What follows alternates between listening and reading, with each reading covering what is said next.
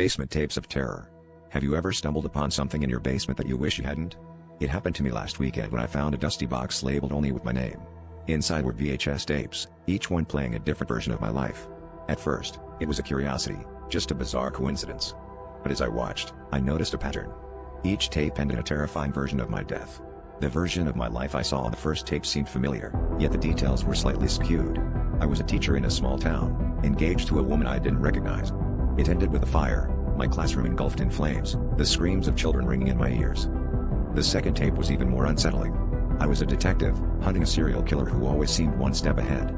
The killer's identity was a chilling twist. It was me, or rather, that version of me.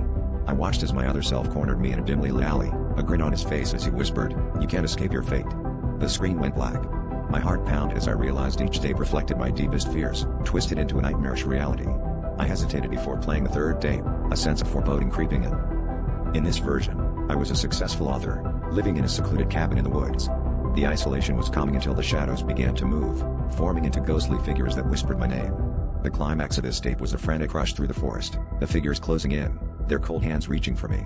I could feel the icy grip of fear tighten as the screen flickered to an end.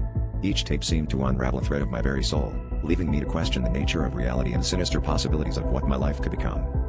I couldn't shake the feeling that these tapes were more than just eerie coincidences. What if they were warnings?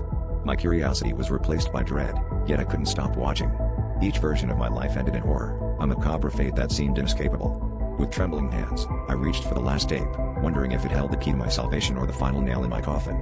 As the screen crackled to life, I braced myself for the terrifying truth, knowing that once I saw it, there was no turning back.